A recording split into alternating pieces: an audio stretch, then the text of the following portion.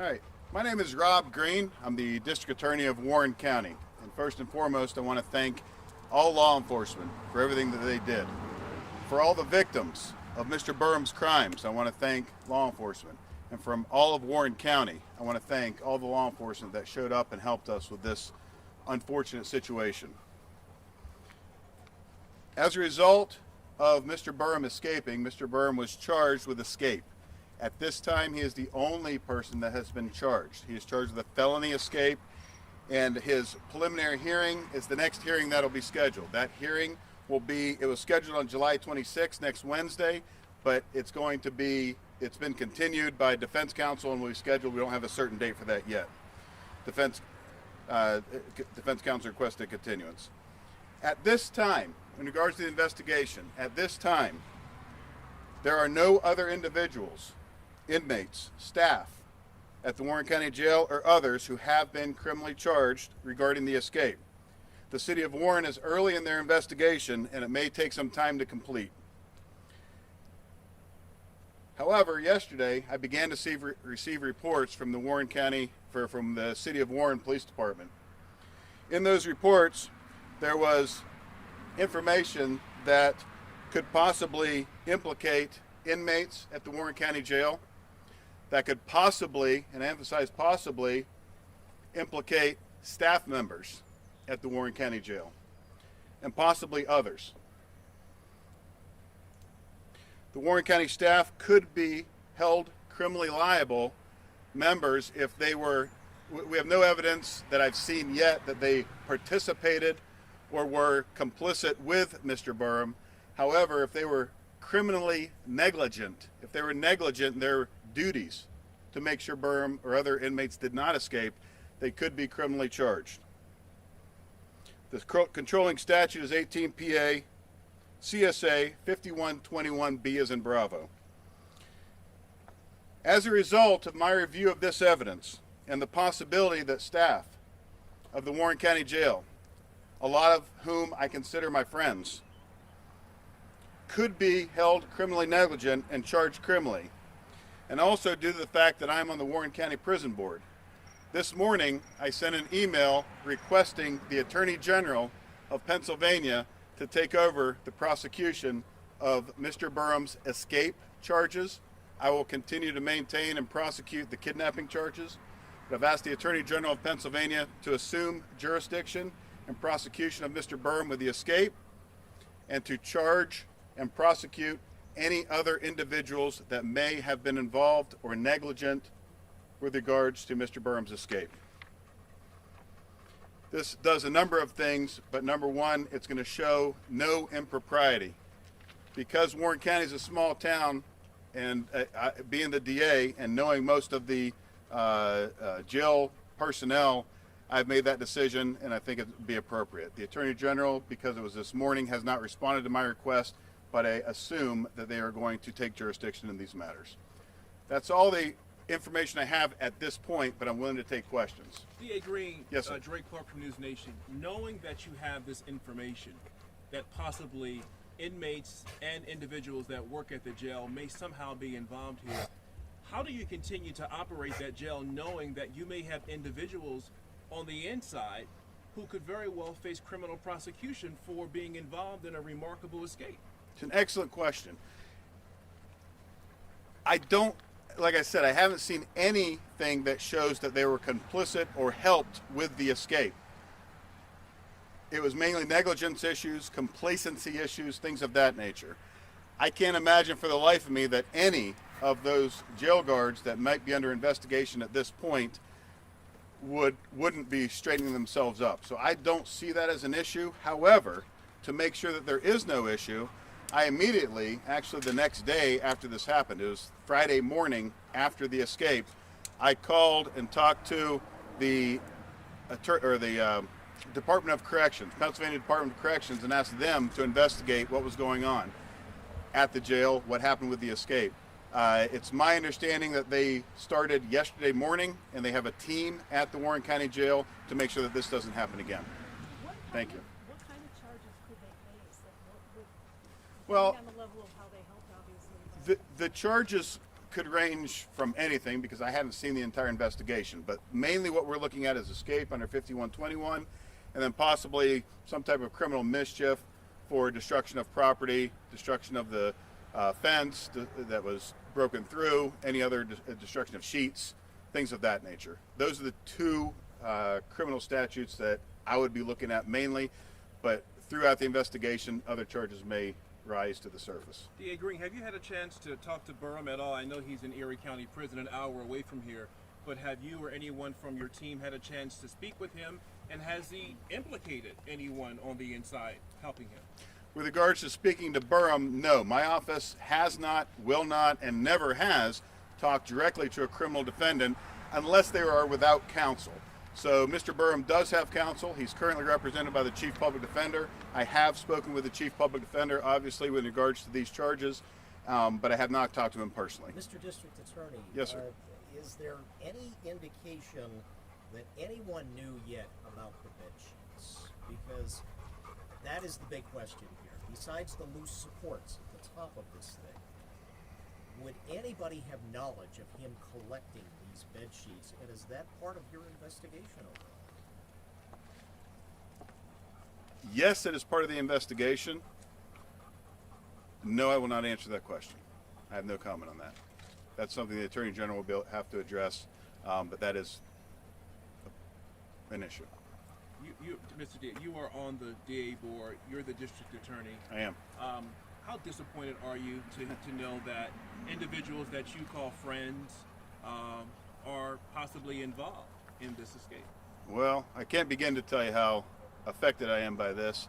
It's extremely unfortunate. I was talking to him in close relationship with the district attorney from Chautauqua County, Jason Schmidt. Jason, I talked to yesterday, and the first thing I did was apologize on behalf of Warren County for letting him go in the jail. And he was extremely cordial, telling me I didn't have to apologize for all of Warren County, and we kind of laughed about that. We're working together to try to make sure that Mr. Burham never gets out of jail. With regards to the kidnapping charges, that has a 10-year mandatory or a 10-year max. With regard to the escape, there's a 7-year max.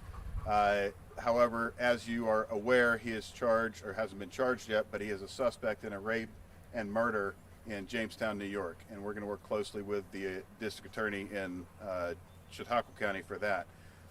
Back to your question with regards to disappointed, I'm floored. I'm mad. I'm livid. It's not the way, it's beautiful here. I mean, look at what a beautiful country we live in and a beautiful county we live in. And this kind of thing happens. We don't want this kind of light to be shed on Warren County. It's a great place to live and raise a family. How That's common for sure. or uncommon is it for you to have to defer to the state attorney general in cases like these or not? I handle probably about 700 cases a year. Strike that. My office handles about 700 cases per year. Referring to the attorney general on a yearly basis, maybe 5 to 10 at most. So it's not an uncommon, out of the ordinary practice, but it is rare. What about the stashes that the state police were telling us about, possibly in the woods, and also the possibility anybody was helping him, which I think the lieutenant colonel even alluded to over the weekend, if they could make the case. Right. And that kind of, there are two parts of this entire investigation. First and foremost was the search. That took priority. That was handled by my first assistant, Cody Brown, who you saw standing up here looking pretty numerous times on TV. I was handling the escape charges and the internal with the jail. Then I forgot your question. Well, I was just saying about the stashes and Oh, the and so possibility of the anybody helping. straight. Thank you. So the stashes have to deal with the search itself, and I have not seen anything with regards to the stashes that you guys haven't reported. That's where I got my information on that. I've stayed completely out of that search investigation, so I can't answer that question. So that would be the Attorney General's purview, you would think? Attorney General, I'm sure will look into that because, or strike that. The city of Warren is investigating the escape and the anyone that may have helped him at the Warren County Jail. With regards to assistance from outside, that case would be criminally investigated by either the city of Warren, depending on the location where it happened, the Pennsylvania State Police, who work closely with the Attorney General's office and my office, or it could be, or there are investigators with the Attorney General's office. But I would assume it would go to law enforcement of PSP's nature or the city of Warren.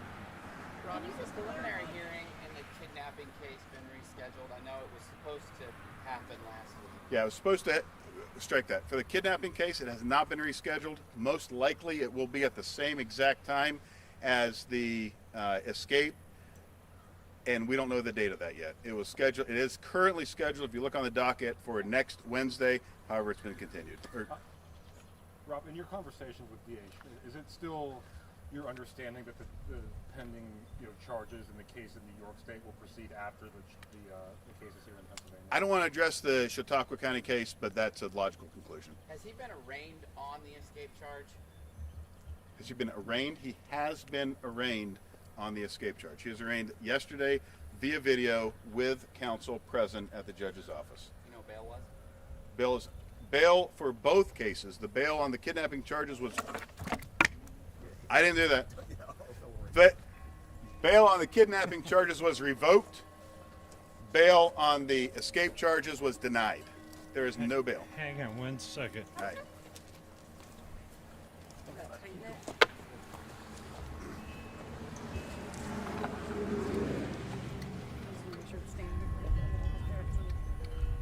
Can you rewind the video and see if I touched that or not? It was me or... It's rather windy here. It's a constant.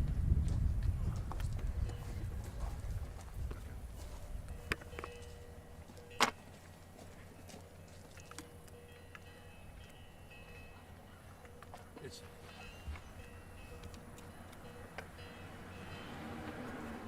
Good. Rob, can All right. you explain a little bit?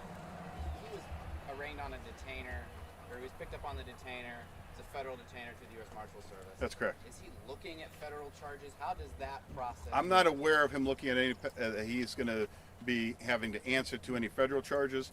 I assume with capital bold underlined, I assume it's going to be similar to the kidnapping charges when he was on the run a month and a half ago in Warren County and fled to South Carolina. There was a federal detainer. That federal detainer was released when he got back to New York State.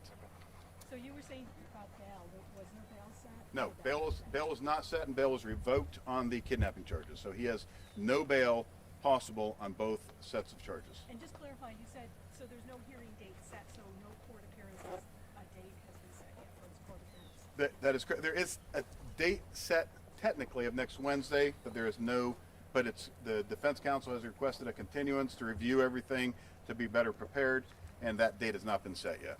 As far as you know, will there be any federal Bureau of Prisons oversight, or is this strictly the State Department of Corrections that's coming into look? Purely the state. Purely the state. Now, would that possibly change because there's some grandiose issue that they discover that I don't know about? Yeah, but that's extremely unlikely. Going back to the escape, do you have any suspects who you may be looking more into? Absolutely. But no, I won't tell you who. Rob, talking And that, hence the reason why I'm calling in the Attorney General's office. Can you tell me how many? No. Rob, in talking with the city and Chief Scriveri and everything, I know you said the investigation is going to take some time. Any timetable, or is it going to take as long as it takes? It's hard to say because any investigation, we tried to speed up this investigation because of the because of who it was and the what's going on and the safety for the public and that kind of thing. Now we can slow back down. That being said, who knows where this is going to lead? I do not know what Mr. Burham said if he was interviewed on Saturday night when he was caught. If he gave information, I'm sure the city of Warren is investigating those leads at this point. So it's hard to say. It's going to be at least weeks, a month or more away. And I'll take two more questions because we want to get back to the At the very start, you did thank all law enforcement who eventually took him into custody and did all the search. Absolutely. How grateful are you to the couple that actually were the ones who aren't a part of law enforcement that actually had a bigger hand in it than probably some of the law enforcement? You took my segue. Sorry. Hey, that's all right. So we're down to one question. I can't thank these guys enough, and it's actually funny because I knew the name Ron Eklund, but then again, it's a small town, and you just, you know, when I talked to him on the phone, he said, "Oh, hey, Rob," like he knew me, and I didn't remember who he was. I used to hang out with Ron Eklund. Well, my cousin did, and I knew him from 20 years ago. So I got to meet an old friend. One last serious But question. thank you very much. Yeah, Sorry to ruin the segment. that's all right. But last week, when we talked to Commissioner Eggleston in that press conference, Uh-huh. now that I think he was talking about internal discipline. Right. He said that would be confidential Yep. if anybody from the prison staff. Yep. And again, I know you're going to hand off to the Attorney General's office. Yep. But would that be a matter of public disclosure? And what charges, again, could, if criminal negligence is perceived here Yep. or determined here? Yeah, whether it's public or not, that it will be run by the commissioners and the prison board, which I am a member of the prison board, because I have, and they will have access to some information from law enforcement that we have after the prosecution. So, what public information is going to be given out, that you'd have to talk to the commissioners with regards to their private investigation. The criminal investigation, as you know, we hold that stuff close to vest until the end of the prosecution, and then we're subject to right to know. And I try to be as transparent as possible, but at the same time, I got rules to follow, and I can't taint a jury. So I'm just saying, yeah. if that went criminal, if something's deemed on the part of the Attorney General, that will be publicized. Names will be named. If people are charged, absolutely. And one last question. Nobody. Okay, now for the reason we're here. I'm here with the Eklunds, but before I'm going to introduce Mr. Gary Barnes. He is the president of Crime Stoppers. So I'll turn it over to him and have him thank the Eklunds properly. Hello, everybody. So yeah, I'll just get right to it. Warren County Crime Stoppers is going to reward them with $2,000 in cash for the help and tips in capturing Mr. Burham. So just thank you very much. We appreciate it. No, thank you. Thank you.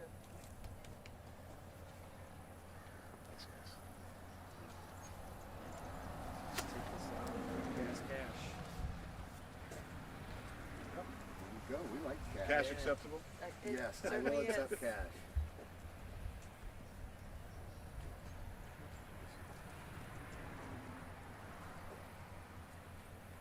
Hey, buddy. Come here. Tucker. And here's the real hero. No offense to the He's like, "Oh, Eklunds, what's but that?" Who wants that? I think we already got some inside information, but Tucker's share of this, I understand. You were saying, Cynthia, news collar. He got a new collar today. We bought a bucket of tennis balls, so that's probably a year's worth of tennis balls for him. He loves to play ball. Slide up to the microphones, please. Yes, he got a new the collar he has on is brand new today. We bought a bucket of tennis balls, 48 tennis balls. He got a few new Kong toys, and there is a ribeye steak in the fridge waiting for him after all this is over. So how grateful are you to him and why? Wow, yeah. He's always been such a great dog. But for him to, like, he was protecting us, and you can't ask for a better best friend than that.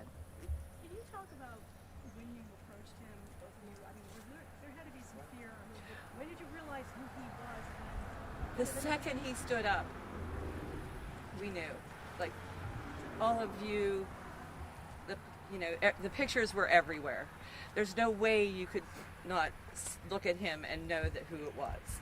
And at the time, we were told he was armed. He could be armed and dangerous. So it was our exit. We wanted to get out of there as soon as possible, and which is what we did. And if you want to talk about how afraid we were, the 911 call, the people on the phone had to have thought I was nuts, because I was I was pretty adamant and saying, please, you need to get here. He's in my backyard. So yeah, we were definitely afraid. Would you you ever get say the he sense- was threatening in any way in his demeanor? No, Or was he was not. startled to see you, do you think? I think he was startled because Tucker was barking at excuse me? Go ahead. Yeah, Tucker was actually really aggressively barking at him, which is, you've seen today that he barks at everybody, but it was different.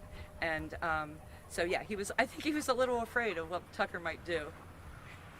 What was it like after you made the phone call? You hang up.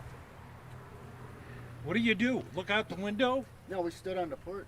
We stood on the porch waiting to see for if he help. would come up. Yeah, because we didn't want to go inside because then we wouldn't know if he was approaching.